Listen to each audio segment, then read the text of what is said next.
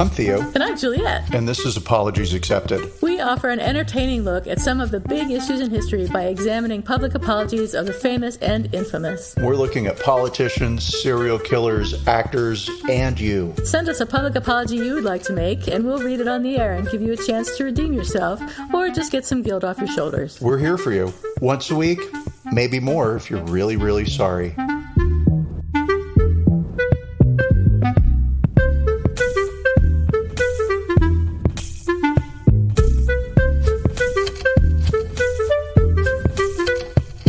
Hi, everybody. This is Apologies Accepted, the podcast. And I'm not Theo. And I am not Juliet. And I have been waiting to hear the bacon for this week. I've been waiting all week to hear what is shaken bacon. So it better be good. It's the best bacon of all time. Awesome. Yeah, it's pork belly bacon. So nothing, which is great. We bought a house and we had to do all the things like find your report card from the third grade and make 3 copies of it and get them signed by the nun that originally flunked you in the third grade and send them into the mortgage company. It's a bunch of stuff, right? And we've been busy with other things, and so some of that mortgage stuff didn't happen, and they would send really polite emails that got less and less polite and more pointed. Today is the day that we need the W-2 from, yeah, I've got it. I'm just really, really lazy. Right. It's a whirlwind of paperwork, but whatever. It's so stressful too. Well, and then, because there's always that opportunity to be like, no, I'm not going to give you that piece of paper because I've changed my mind. I don't want to buy the house and I don't want to spend the money. Thank you. Goodbye. So there is a lot of that. And if it hasn't been the house and talking to movers and having an open house here and having people come through our house, we pretended to also be visiting the open house just so I can hear people. Yeah. Nobody said anything interesting at all. All I talked about was the house and not how good my taste is. I expected at least one wow, and I didn't get it. Yeah, so that's been it. So that's my bacon. It's just the anxiety around buying a house and the thoughts of like having to move and pack and all that stuff. And James will be out of town during the move, which on one hand is great because then I get to put things where I want. Like the couch goes there. Done. That is great. Yeah, I can't wait. But then also it's just me. And so it's like, I don't want to make all these decisions. It's too much responsibility. Great. It'll be perfect. If you get to do it all yourself, it'll be perfect. Well, thank you. Yes, I had forgotten that. I know that's true. Yes. Yeah. So what about you at Shaken Bacon? Not much. I did go to see Barbie yesterday with my friend Alice, who I haven't seen. Yeah. Have you not seen it yet? No, and my hairdresser did, and he has big opinions. So I need to hear everything you thought. I want to know what your hairdresser's opinions are. I was fascinated. So I had my hair. What's Shaken Bacon? I had my haircut on Friday. And so my hairdresser was telling me this story about how he'd been invited to this guy's birthday party, and the guy was having a Barbie viewing party. So dress up as Barbie. Let's all meet, and we're going to go to the theater and have fun. And my hairdresser, let's call him, this is not his name, let's call him Adam. So Adam was dressed up like Ken, and as he was standing in line and getting into the movie theater, people were like, oh, hey, Ken, right? And so cool, he was into it. It was a lot like dressing up for Rocky Horror, right? And people were responding to his outfit, and he was enjoying that. And the movie started, and he said to me, it's all about the patriarchy and how bad the patriarchy is. And I didn't like how stupid they made men look. And the men were really just accessories for Barbie. And I didn't like being there promoting that image as Ken. And I didn't totally missed the point. And I didn't feel that this was the film for me. I thought it was going to be funny and light and interesting and like, ha, ha, ha. And so I left. And I was like... He left? He left his friend's party? He left the movie theater. Wow. And then, and he went home and he got out of his Ken outfit and he did not go out and join them afterwards because he was really disappointed. He was mad. He was like the worst film that he had ever seen outside of this other film that I've already forgotten what the title was, but he told me about that one too, and it was bad. But yeah, and so I was like, damn. Well, that's a really big reaction. I've only heard really positive things in the press, but I don't know anybody who's seen it personally. And then I told him that my friend who is a feminist was going to go see it, and I was really excited to get her take on it. And so here you are, my friend who is a feminist. Oh, dear. What was your take? Well, I thought it was a step in the right direction, but it didn't go far enough. So I feel the completely opposite of what your hairdresser thinks. I think it mentioned the patriarchy, which I think may be the first time in a movie I've heard the patriarchy be mentioned as something that exists. I'm not sure. Can't be true, but feels like it's true. Although at the same time, it's still a Barbie movie, and it's still like sponsored by Mattel, so they can't go very far. Although they did mention capitalism and how the harms that capitalism can do, and obviously the harms that patriarchy does for women. But do I want to say that a Barbie movie didn't go far enough into feminism? I mean, what do you expect from a Barbie movie? So I think for a Barbie movie, it was pretty well done. I'll say that. Okay, did you cry, or were there moments where you could see where somebody would have cried? No. Because I've heard that people have cried. Really? Yeah, that they were moved to, what crying means. I can't think of any moments where I might have been moved. But, I mean, it wasn't as funny as I thought it was going to be. I thought it was going to be, like, funny, but it wasn't. It wasn't like Barb and Star, which is one of my favorite movies that have come out in the recent years. It's such a great film. It's not a great movie.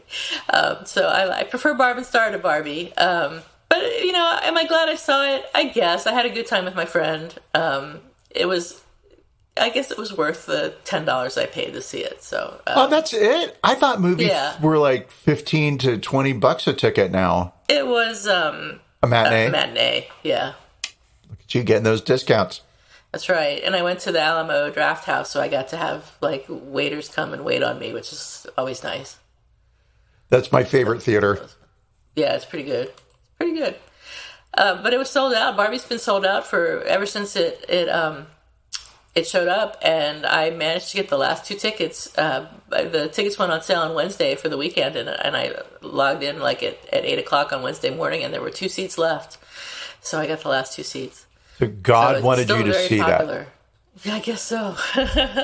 So I'm glad people are going to see it. I don't know if a lot of people are walking out. I didn't see anyone walking out in the showing that I went to, but I think people generally know what it's about. So I guess your hairdresser wasn't really aware of the whole thing. So interesting. He was expecting more of a cross between Gem and the Holograms and Barb and Star and the Golden Girls and ha ha ha comedy. Yeah. So, I'd give Barbie a B-. Oh, harsh. I was thinking C+, but you're B-. a tough grader. I haven't even seen it. I'm like A. Are you going to see it? Solid A. I'm intrigued, and I'd be interested to see what you think. More my hairdresser Adam's response to the film that made me say, like, maybe I'll go. Maybe I will go see it in the theater. I mean, totally, I will see it when it comes on to Netflix. Absolutely, but maybe is your hairdresser generally the kind of person to walk out on a feminist film? No, that was the bit that was kind of surprising. He's very let's put it this way: he gets to touch my hair. And that means that he's got to be cool, and his politics must align, and he must all the things, right? And right. So you don't want to sit there for an hour while somebody's messing with your hair, telling you about "Make America Great Again." Yeah, exactly. For sure. Yeah, because they would take the scissors and stick them in my head. Hey, what a nice segue to our topic today. That's right. So today we're talking about. We'll lead in by talking about Kathrin Mentler, who's a 37-year-old therapist in training in Vancouver, Canada, who went to Vancouver General Hospital in June looking for treatment after she had long-term chronic depression, and it got worse after a traumatic event. So she went to the hospital to see a psychiatrist and was ready to stay overnight, if necessary. I think she was thinking that maybe they'd admit her. because she was feeling so bad. So she filled out an intake form and told the folks about her mental health history and her overwhelming feelings of depression. And the clinician, she said later, the clinician who took her intake said, "I can call the on-call psychiatrist, but there are no beds. There's no availability. The system is broken." Then she said, "Have you ever considered medical assistance in dying?" which is physician-assisted suicide. And I'll talk more about that in a few minutes. But Mentler said she was taken aback by the question and had never considered assisted dying before, even though she had in past on her own tried to overdose on drugs.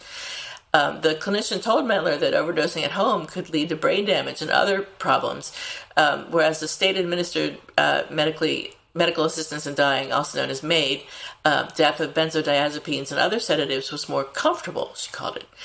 And Mentler said the staffer also told her a story about another patient who had had mental health challenges and drowned in a river. And the staffer talked about her relief that the patient had passed away given her struggles, which I think is appalling. I mean, A, you shouldn't be talking about your other patients like that. And B, you're saying that you're relieved that your patient who's struggling is dead. That's just nuts. And Mentler was upset by it. She said the encounter left her feeling uncomfortable and emotional, and she posted about it on social media. Thank God we have social media, otherwise we'd never hear about half the stuff we hear about, I think. I was shocked that someone working in mental health or healthcare in general would make a judgment about a person and a person's life without knowing what their wishes are, Mentler said. I very specifically went there that day because I didn't want to get into a situation where I would think about taking an overdose of medication. Mentler says that she has long lived with depression, anxiety, and chronic suicidal thoughts, but she still found joy in life. That day, my goal was to keep myself safe. I was thinking of maybe trying to get myself admitted to the hospital because I was in crisis, but she went home feeling hopeless because this was my attempt at reaching out for help, and I feel it was actually more traumatizing. It actually made me feel a lot worse to think I live in this place where the system is completely broken, there's no help, and the only other option we talked about was assistance in dying. I wanted help to live. She did later get help from another clinic, and obviously she's still alive, so thank God she got taken care of. And a spokesperson for the hospital later said that the topic of assisted dying was raised during the discussion with Mentler, but said that it was done to assess her risk of suicide rather than as a suggestion. And I've read some other articles that said that that's actually not true, that they usually don't ask about they usually don't use Maid as a tool to assess people's risk of suicide. That's something that they wouldn't do. So it's interesting that it was done in this case. So what is medical assistance in dying? Known as Maid, it's been legal in Canada since 2016 for terminally ill residents. So initially it was brought about to help people who were at close risk, I guess, of dying, or we're going to be dying in like 6 months or something like that. And then it was expanded in 2021 for people living with debilitating disabilities or pain, even if their lives aren't at immediate risk. And they were going to make Maid available to patients suffering from mental illness alone starting in this year, 2023, but it has been paused by the Canadian government. So I guess they're still looking into the legality and the ethics of that, which I think is a good idea. In the U.S., physician-assisted dying is legal in 10 states and Washington, D.C., where access to the procedure is generally restricted to people with a terminal illness and less than 6 months to live. Patients are generally required to be mentally healthy, to get approval from multiple doctors, and to affirm the request multiple times. Last December, a retired Canadian Army colonel and Paralympian testified before a Canadian Veterans Committee that she was offered medical assistance in dying while fighting to have a wheelchair lift installed in her home. Christine Gauthier testified that a Veteran Affairs caseworker had written to her offering to provide a device she could use to take her own life. This incident prompted an apology from Prime Minister Justin Trudeau. Well, you're laughing. I am. I'm sorry. It's okay. Oh, God.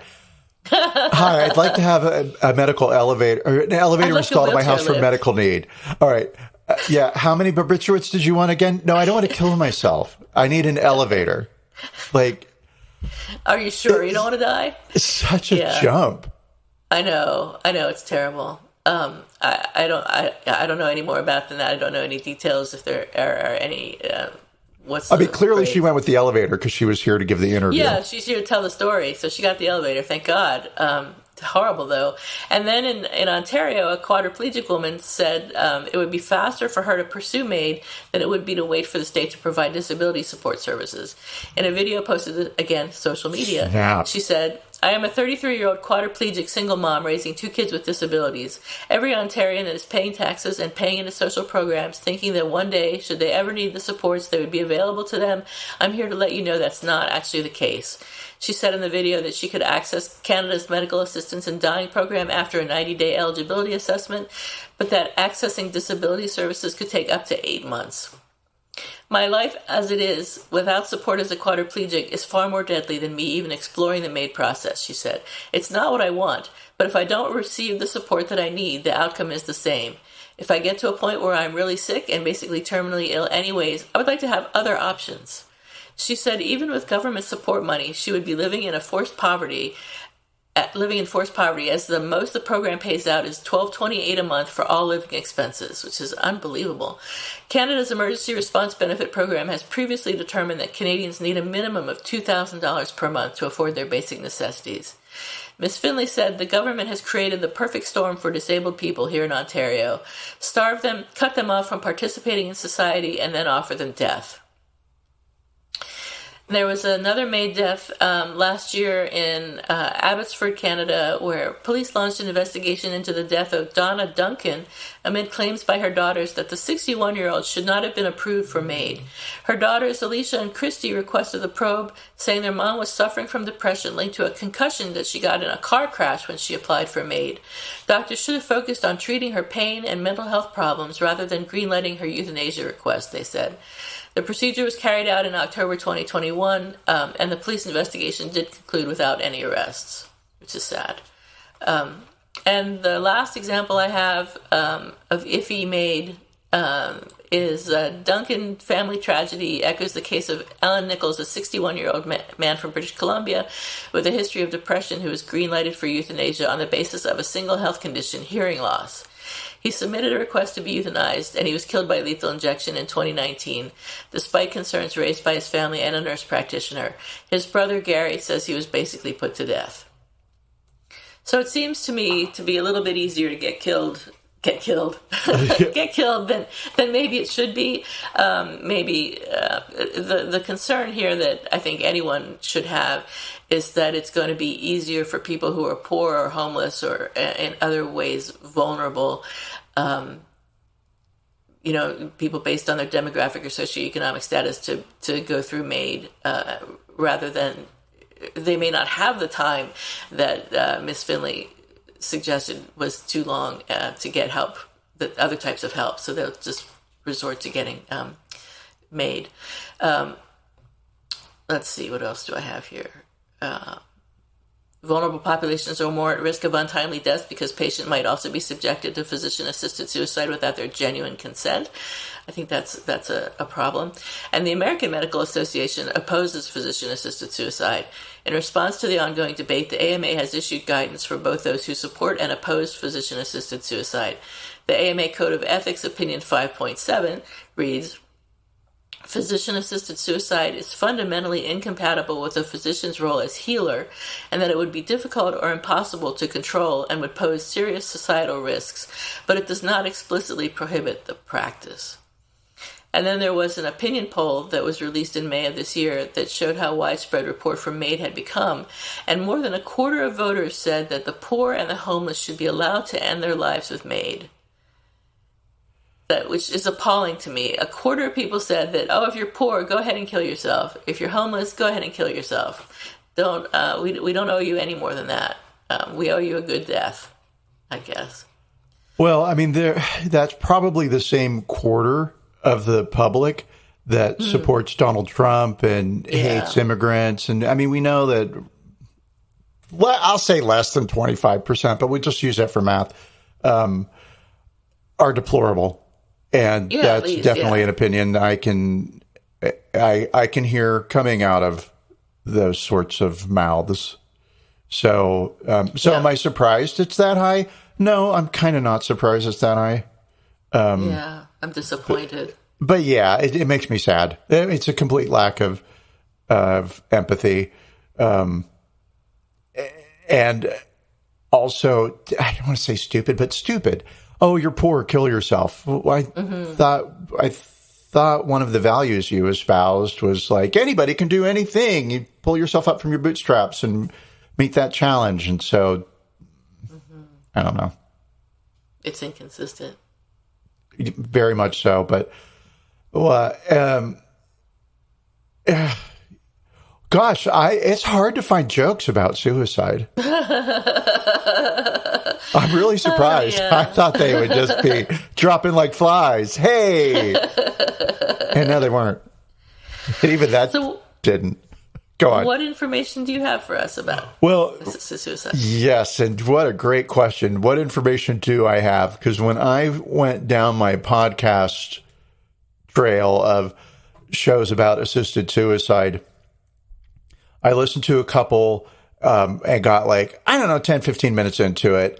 And it was very clear that they were against it and there was this agenda. And then all of a sudden it got Christian. And it was like, God, I got tricked. This looked like a news article or a news podcast, and it's not. WGOD. I'll never listen to you again. So there wasn't much in podcast land for me because the other things that came up, if it wasn't firmly against with a very strong Christian viewpoint, then it was emotional porn. Just oh my God, I'm dying and I have to claw my way up the stairs every morning. All the horrible things in my life, and all I want to do is 5 minutes of this person's misery, and you're just like, oh my God, you poor thing, you should absolutely be free from all of us. And that's the whole point of this, right? Mm-hmm. And it was kind of one or the other. I found one podcast that went into sort of the midpoint, which was around the morality of what does it mean to administer lethal medication to somebody and to be the vehicle by which that person dies, right? Right. And the concerns around consent and not cognizance, but basically your sanity. For instance, in the United States, we've got 10 states plus the District of Columbia that allow for medically assisted suicide with lots of conditions. And in all of those states, you're not allowed to choose medically assisted suicide if you have Alzheimer's or dementia, right? So it's all about, do you have the faculties to make this decision? And so where I went to ultimately was just the history of this movement. And so let's take a quick look at the history of the euthanasia movement. And I will be reading this from The Daily, which is a news publication put out by JSTOR. Okay. The idea that death should be merciful is not new. When a person is gravely wounded or terminally ill, when death is inevitable and the suffering is so great that living no longer brings any joy to the person, it is understandable that he or she may wish to die. The invention and widespread use of morphine in the 19th century to treat and then to kill pain led to the belief that a less painful dying process was possible. In the mid-19th century, surgeons began using chloroform, which had fewer negative effects than morphine and which knocked people unconscious. In 1885, the American Medical Association officially opposed voluntary euthanasia. Though some doctors believed in the redemptive nature of suffering, the opposition was not overwhelming enough to stop the movement. The ability to relieve pain experienced as a result of surgical procedures, childbirth, or mere living logically led to conversations around death and dying. Medications could alleviate end-of-life suffering and expedite death. So, let's see. In January 23rd, 1906, the Ohio legislature introduced the euthanasia bill. A Cincinnati woman named Anna Hall had lobbied hard to legalize euthanasia, hoping to haste the death of her mother, who was suffering from a terminal and painful illness. And that this was 1906. And I've got to say, if you're campaigning to end the life of your mother, maybe you're more into the money than you are to your mother. I don't know. But so that's going back to 1906. In 1911, a woman named Sadie Merchant, who was living in a Shaker colony and struggling to breathe with a single functioning lung for years, asked for help for dying. The Shakers that she'd been living with got together and they prayed, and that God told them that it was okay for them to help this woman. So 2 of the Shakers were arrested after the lady's death. Their case was ultimately dismissed in January of 1912. The dismissal charges helped cement the idea of euthanasia as merciful in the case of terminal illness and grave suffering. In 1935, the euthanasia movement started taking off in England, and in 35, they held their inaugural meeting, and the Society's founder wrote to the British Medical Journal that he hoped the British Medical Association, which had not offered an opinion one way or the other, would not offer an opinion. The decision to die, the author continued, was not a medical one. In 1957, the Vatican proclaimed that passive euthanasia was acceptable. So what does that mean, right? So in 57, basically the Vatican said, hey, if you decide not to eat anymore because you're ill and you're not going to take medication anymore, and you know that those actions are only going to result in your death, that arguably could be choosing to die, and that would arguably be, but we're going to forgive it, and you're cool, and you can do it. And now that basically brings us into today. Anyone choosing to die in any of the states where this is legal has to undergo a series of mental examinations and receive, I'll say, approval from 2 different doctors. It's not something that you just get to walk into the clinic, ask for the pill, and then go sit down somewhere and quietly die in a corner. It's actually a process, and I'll say it's probably as rigorous as people who need to go through when they're in transition or when they're considering transitioning. You just don't get to walk into a clinic and announce that you're transgendered, and then all of a sudden everybody is giving you the hormones that you are asking for, right? There's an evaluation process. So same. Yeah. And so that, I mean, not a big sweeping history, and it's really more filled with stories of people and their personal stories.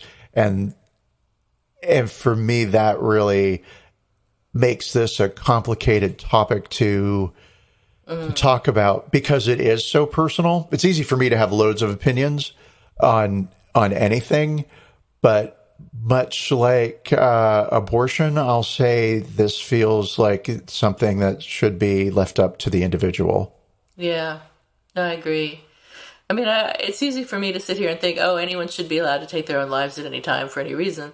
But then you have to think about the effects on other people. So, like, you know, are you leaving behind people that depend on you, that rely on you, that need you around, for example, or, you know, are there other things, are there other factors in play that need to be considered? So while I lean towards allowing medical assisted dying, I think it should be very cautiously, I think, as most people do, I think it should be very cautiously administered. Yeah, you don't get to do it because you stubbed your toe. Yeah. Right. Or you're having a depression. You know, even if you're having a depression over the loss of a relationship or something like that, I mean, that's a normal part of life, and you should be allowed to live out that depression and hopefully overcome it. But if you are depressed for 50 years and there's no relief in sight, then that's another consideration, I think. So I'll agree. It's a case-by-case basis. We just can't come in and make these sweeping proclamations. You know, everybody born on February 2nd can totally, here you go, it's your day. Absolutely agree. Shall we talk about the apology? Let's talk about the apology, yeah, because I'm still not sure where I land on this apology. Okay. All right. So the hospital wrote, "We share our deepest apologies with the individual for any distress caused by this incident. I think this was in a Globe and Mail article, and the hospital's public affairs leader, Jeremy Deutsch, wrote, during patient assessments of this nature, difficult questions are often asked by clinicians to determine the appropriate care and risk to the patient. Staff are to explore all available care options for the patient, and a clinical evaluation with a client who presents with suicidality may include questions about whether they have considered Maid as part of their contemplations. So that's what I have for the apology. Did you have any additional verbiage? That's all I found. No, I don't. Okay. What I found was the exact same thing. Okay. So, yeah. Cool. So what I think of this apology is that it's purely cover your ass from the hospital's governing agency, and that given the seriousness of ethical implications of Maid and the apparent carelessness of the clinician involved, the apology gets a 0. Okay. If you look at the particulars of the apology, was there an expression of regret? I mean, kind of, but how many times have we said that something like, we apologize for any distress caused? It's not an apology. So automatically, yeah, it's an automatic 0 for that particular aspect. Was there an explanation of what went wrong? Not really. I mean, he said that difficult questions are asked, and we can ask this question. It's not a big deal. So I give that sort of a maybe explanation of what went wrong. I don't think that what he said is necessarily true, and that when you're assessing suicide, you're going to ask whether somebody is considered Maid. But I could be wrong. Acknowledgement of responsibility, no. Declaration of repentance, no. Offer of repair, no. They didn't say we're going to change our assessment to leave this out, or we're going to deeply look into our assessment practices. None of that, so no. And there was no request for forgiveness. So again, that's a 0 for me. How about you? So I gave it a 1. No. And yeah, I know, right? I thought about a 0, but they could have just said that is a standard question in our intake process. Right. And they could have. They could have. And they might have been better served if they had just said that. Yeah. Right. So guys, again, just call us when you have problems and we'll let you know what you should be saying and doing. Yes.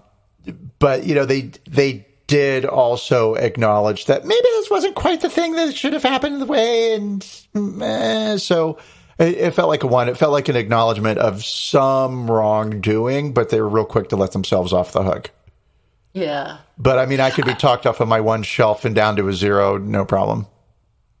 Yeah, I was just thinking, I would think that an assessment would be, a patient assessment of suicidality would be a routine procedure that would be done the same way with every patient, and that you don't wing it but again, I could be wrong. So it seems to me that he is saying that there is a lot of leeway in how you assess for suicidality, and I think that's, what am I saying? I don't have anything to stand on, but that's just my gut feeling based on absolutely no education or anything like that. Right. But I mean, as reasonable people, because we are, right? Reasonable in some ways and then unreasonable in other ways. Like the salt shaker goes there and it stays there. It can be seen as unreasonable by some people. I think you can look at a situation and without you just sort of know what's morally, ethically right. And so yeah. But again, it's tough. I'll say. Yeah. And I mean, we're kind of arguing over 1 point in our apology here. So I think we can give this a 0.5 and be happy with it. Oh, totally. Yeah. Yeah. Anywhere from a 0 to a 0.5 is great. Yeah. They could still assess for I can't say it. Suicidality. Thank you. Without offering hints about ways to make it easier. Really. Yeah, he didn't. Oh, you're depressed because your dog died. Would you like to die? Have you thought about a gun or a knife? Which way would you do it? Well, they do ask that question, actually, when you're assessing suicidality. They ask they don't ask that way, but they say, have you thought about how you would do it? Because a lot of times people further along on the road to killing themselves have a plan and are specifically aware of how they would do it. So that question could be asked, but But I wouldn't necessarily say, well, have you thought about dying? If the person hadn't raised dying as an option, that's a little bit much. All right. So do you have an apology expected or a who's sorry now this week? I do, but I will go second if I can. Of course. So mine this week is about the two robo-taxi companies, GM's Cruise and Alphabet's Waymo, who are expanding their robo-taxi services to cities across the U.S., including Austin, so be on the lookout, Los Angeles, Miami, and New York City. On August 10th, the California Public Utilities Commission allowed Cruise and Waymo to operate across San Francisco at all hours and charge fares. Opponents, including transit and fire officials, argued that the taxis had repeatedly gotten in the way of emergency responders and had become a nuisance. The very next day, Cruise cars snarled traffic in the city after the Outside Lands Music Festival called wireless service problems and the cars lost contact with their central office. Meanwhile, after two crashes in San Francisco, Cruise has been requested to cut their fleet in half, while at the same time, a new driverless bus or shuttle service is rolling out in Treasure Island. So if you're on Treasure Island, you'll be able to take a bus without a driver. So I'm expecting an apology from both Cruise and Waymo when finally they, after all these people are allowed to use them as taxis, and they snarl traffic everywhere. They stop for no reason. They run into other things, to generally make a nuisance of themselves. I'm expecting that to become known and for Cruise and Waymo to apologize. They keep playing with these self-driving cars, and they keep risking our lives. They hit people. They catch on fire. They do all kinds of crazy things, and I can't believe that they're allowed to do what they do. But are you excited? Would you take one in Austin when they come? The short answer is no, I will not. I have seen the messenger bots that basically like an ice cooler with roller skates that just drives around on its own. And I don't know what they're delivering, but they go to my vet's office. And so they show up, and it's weird to me. Yeah, it is weird. Because there's nobody there. They're weird looking. And who's there to greet the thing? Does it have something for me? How do you know? So nervous, right? So, yeah, I would never, ever, ever get into a car that was driverless. No, thank you. It's so spooky to see cars without drivers just running around the city. And they used to be, for a long time, they would have a passenger in them, sort of keeping an eye on how things were going. But now they don't have passengers anymore. Right? Now they just drive around on their own, and it seems to me it's too risky, too much bigger risk to take. But apparently, few people feel the same way I do because it's happening. Wow. Well, for mine this week, I was going to do something around the Hawaii fires. However, I've only been able to find one article on this, and I'm not sure that it might be misinformation. So in my last minute, I don't want to spread misinfo, so I'll just skip that. We're going to go straight to Hurricane Hillary and the apology that the hurricane will be issuing for all of the flooding in Los Angeles County. And I am sorry, Long Beach. I love you. You flood when it fogs. It isn't going to be so bad. Oh, dear. And even out to Palm Springs, as we were talking about before the podcast. And it's going to go all the way up north and into Nevada. And I think probably Las Vegas will have some effects as well. So at least it will only be a tropical storm by the time it hits land in Los Angeles, the Los Angeles area, Southern California. But still, that's a lot more water than the desert is prepared to take on right now. No, and as somebody who is planning on moving out to the California desert in Southern California at some point and hopefully soon, I am not excited about climate change and potential of hurricanes. I know, right? There hasn't been a hurricane in how many years? 80 years? It's nuts. Forever. What's going to happen in the future. Yeah. And so what's going to happen is California will turn into Florida because it'll be all the moisture and all the water and all the rains and all the sunshine. And yeah. And that could be nice or not. I don't know. Not if the humidity is. It's going to be horrible. Florida. Yeah. Too much. Too much. All right, well, fingers crossed for everybody in the path of Hillary. And why did they have to name it Hillary? That's too much, I think. It should have been some other woman's name. It's like, but then, like, were they up to the letter? Obviously, they were up to the letter H, because don't they have to? They don't have to. But there are plenty of women's names that start with H. They didn't have to pick Hillary. But you know what happened? It would have been, oh, you didn't pick Hillary because Democrats control the weather and blah, blah, blah. So Democrats do control the weather. We're mad at LA right now for some reason that we don't understand. So. All right. Thank you, Theo, for your support this week, as always. And thank you, not Theo, for your participation. For everything.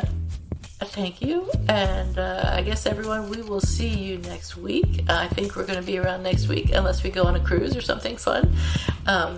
So a surprise cruise. A surprise cruise could happen. Stay cool, cucumbers, and don't trip potato chips.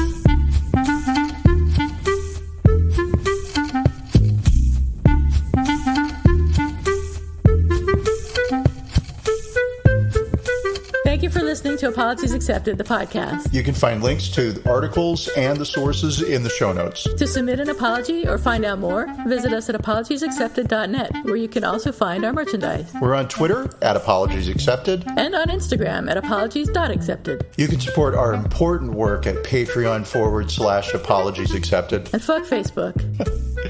Bye. Bye.